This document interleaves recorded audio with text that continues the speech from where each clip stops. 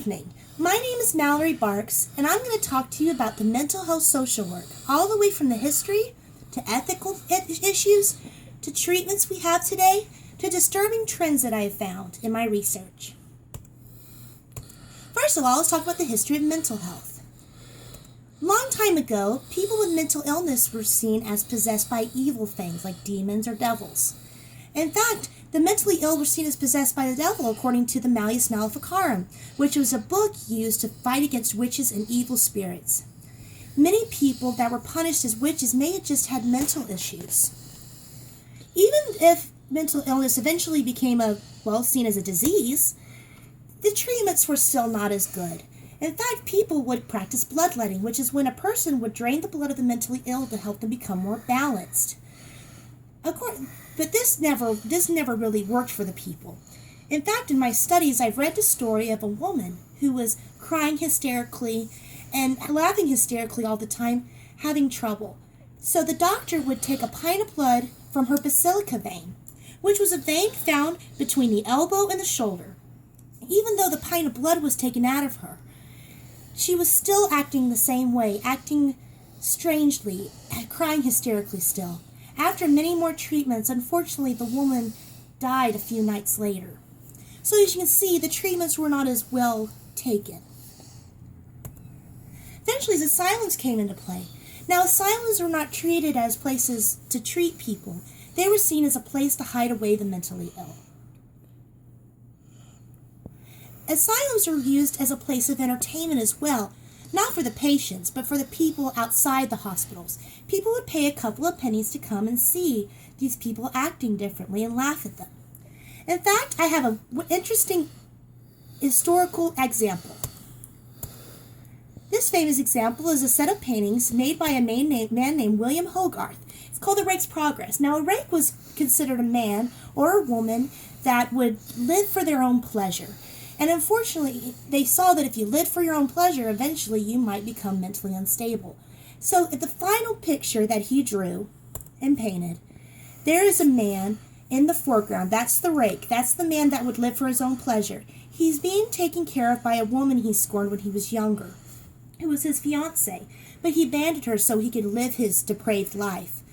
Now that guy has barely any clothes on. His head is shaved, which is also a common treatment back in the day for people with mental illnesses.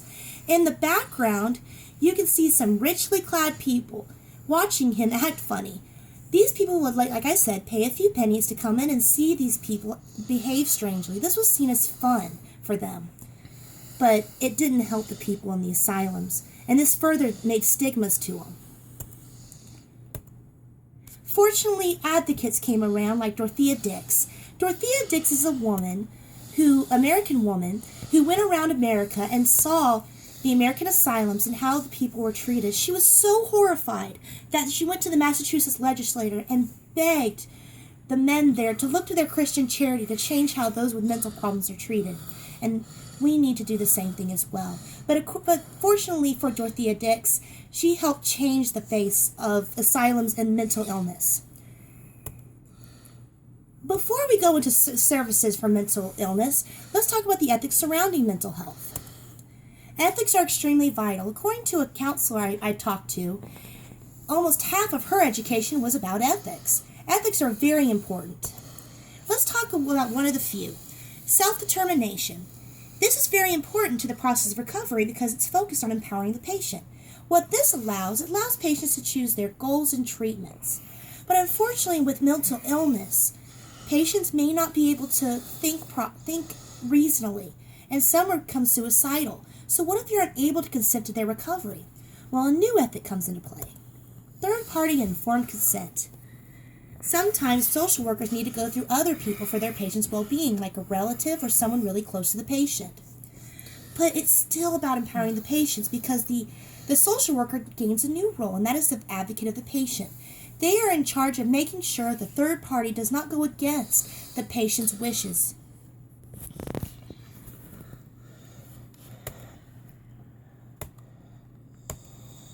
Let's talk about a few numbers in the education of social services workers. According to socialworkers.org, over 200,000 social workers work in the mental health profession. But they just can't show up and say, I want to be a mental health service worker. They have to go through a lot of education. They have to have a graduate degree. And then even after the graduate degree, they have to get a postgraduate supervised practice, which means they join a clinic, and by being supervised by another person, they practice what they learned. And even after that, they need a clinical license in their state to practice, like a biological doctor. Let's talk about examples of mental health services. There are many. First of all, there's outpatient clinical facilities, which is counseling sessions. People with mental or emotional problems can come talk to a counselor who would suggest treatments and help them work out their emotional and mental issues. Now, while I was learning about counseling sessions, I noticed a new trend coming around. It's called e-therapy, and it's very interesting. E-therapy is when you go on the internet to go get mental health issues solved. There's many advantages to it. And one of the greatest advantages, it's useful for reaching rural communities. Rural communities are people that live far away from the cities and don't live in a place with a lot of people. They might not have social services available, so they can go online and get help there. But unfortunately, there's still disadvantages. If you remember the ethics about third-party informed consent, it is the social worker's role to let their patients know the limitations of such avenues, because as you can see, the disadvantages, there's many opportunities for misunderstanding, since they're not talking to anybody face-to-face. But still, with the advent of Skype and other forms of internet services, we might see e-therapy go through these ethical issues and might see it become the norm. But we'll have to see to the future for that. There are also mental hospitals available for people with mental health problems.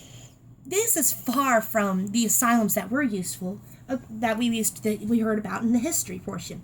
Because of people like Dorothea Dix, disinstitutionalization began affecting mental hospitals. A lot of mental hospitals started to become defunct. People started closing them down. In fact, by 1988, more than half of the usual inpatient population were held in hospitals. Because now the point of mental hospitals is the release of the patient. This is seen as a place for immediate care rather than lifelong care. People with suicidal tendencies and serious mental health issues can come here to get help right away.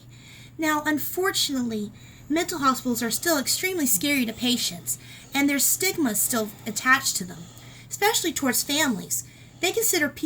Some families consider their family members that go to mental health services as wrong or different. Well, social workers can be partnered with families to explain what mental hospitals can do for their families, and are encouraged to be involved due to their effectiveness in discharging the patient, because the patient could be trusting of the family more than strangers. But even after mental hospitals, and even after they're discharged, there's still aftercare. Aftercare is where the patient is still checked on and made sure that he or she is still doing the treatments prescribed to them.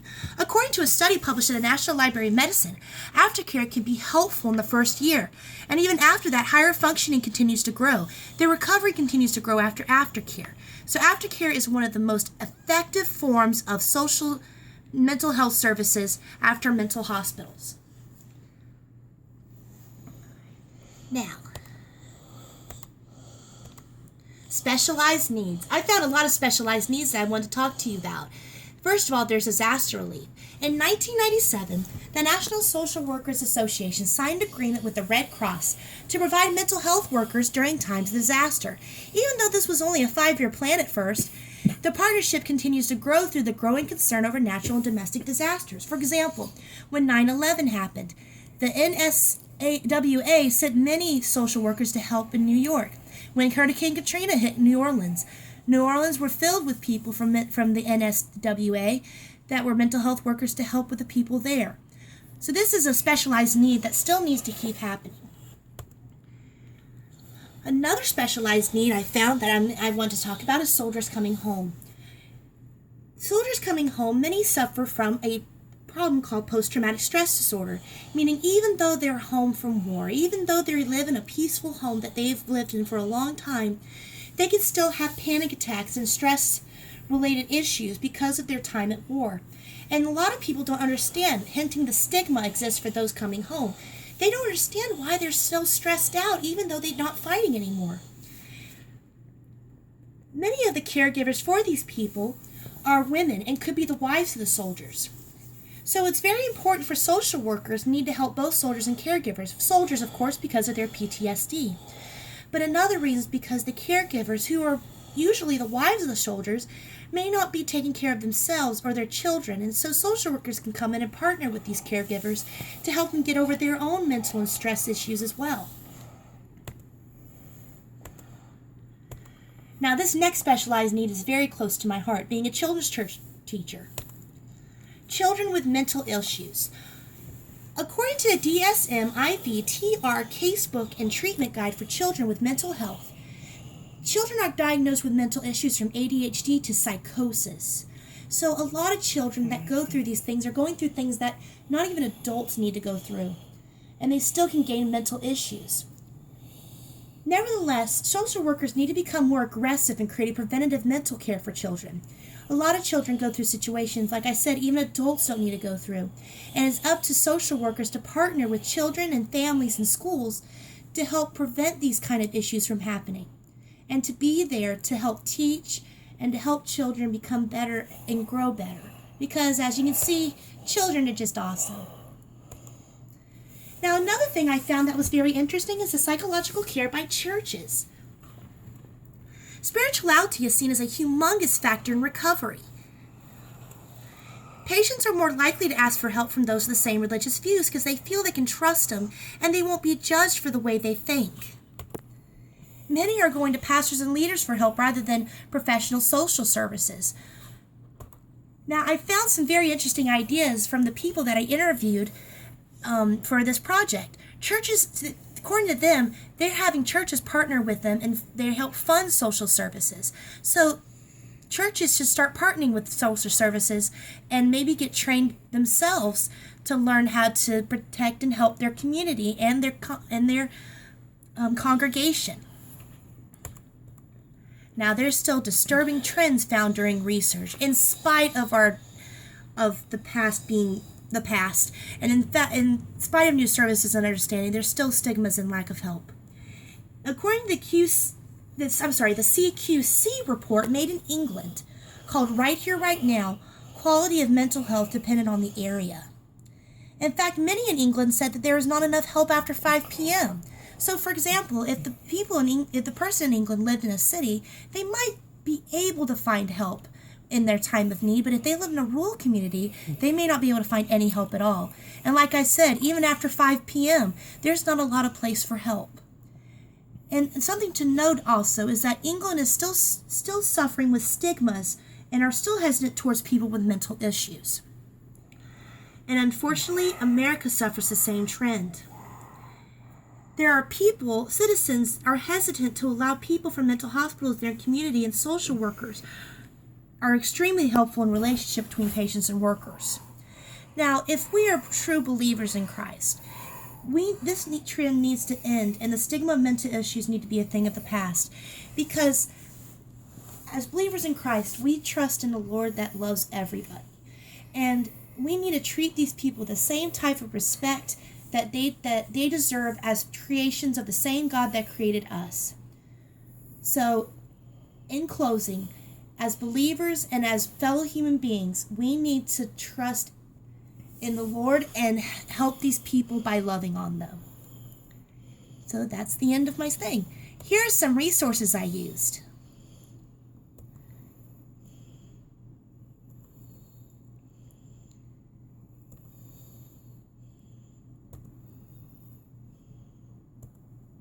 Mm-hmm.